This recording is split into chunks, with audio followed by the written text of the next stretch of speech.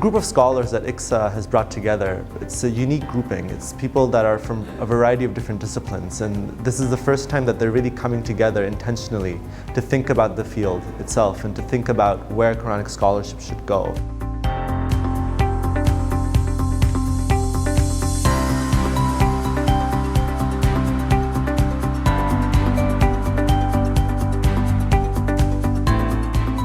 It's an important scripture that inspires the faith of millions of people in our world, and the better we all understand this important text and the way it functions not only in its own Muslim community, but the way many of us in many communities can learn from it and from its history is important for us.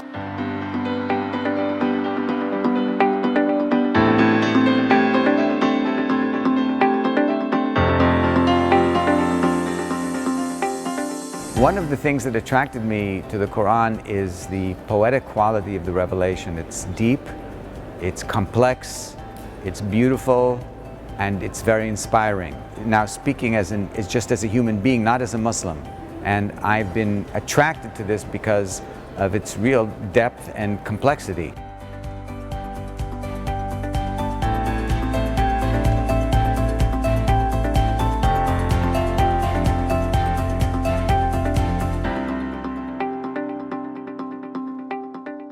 What's happening is that new questions are being asked, new methodologies are being invented, and cross-methodological inventions are coming to the fore.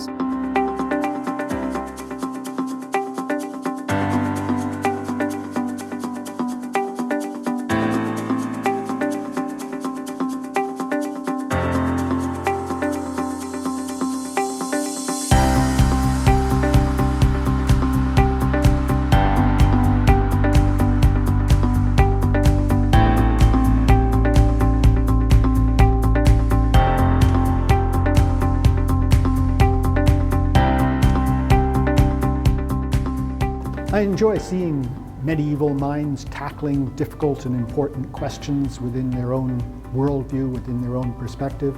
And I enjoy and I'm fascinated with the way in which modern people too grapple with these sorts of religious issues and come to terms with their understanding of their own existence.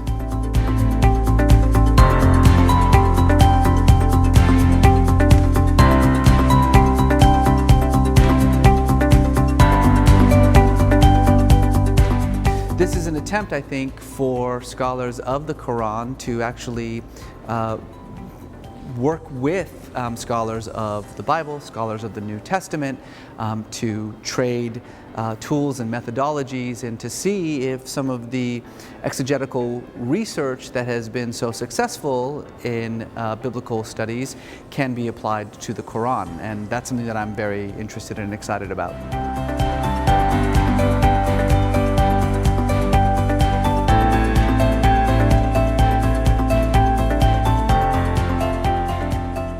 I'm interested in Quranic studies because I discovered at the beginning of my career in the Bibliothèque Nationale that the manuscripts of the Quran had been, let's say, forgotten for a long time. So it turned out to be a gem. From that time I've been quite interested in them and started working every time deeper into the way in which they were integrated in the Islamic tradition.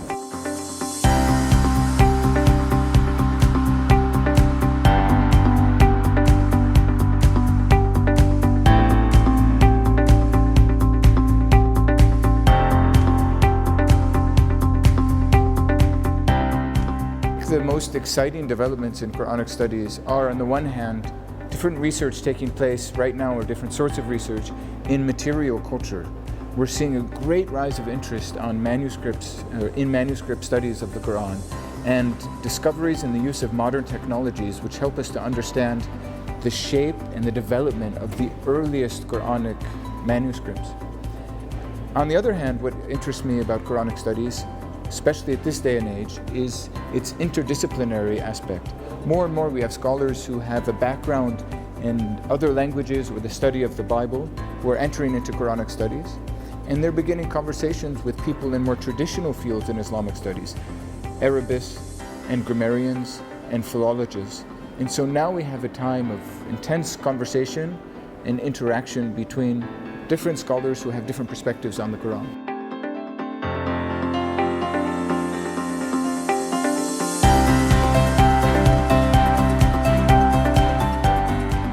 This is how fields grow.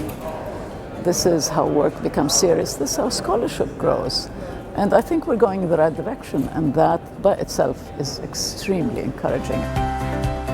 I find the study of the Quran incredibly exciting in and of itself. It's not mundane, and in fact, there is so much work to be done in the field of Quranic studies because we're just scratching the surface.